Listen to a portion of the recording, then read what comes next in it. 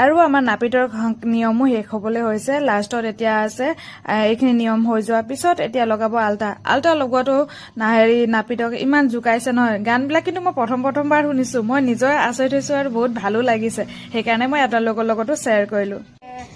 লাগি হলে দে দিবৰে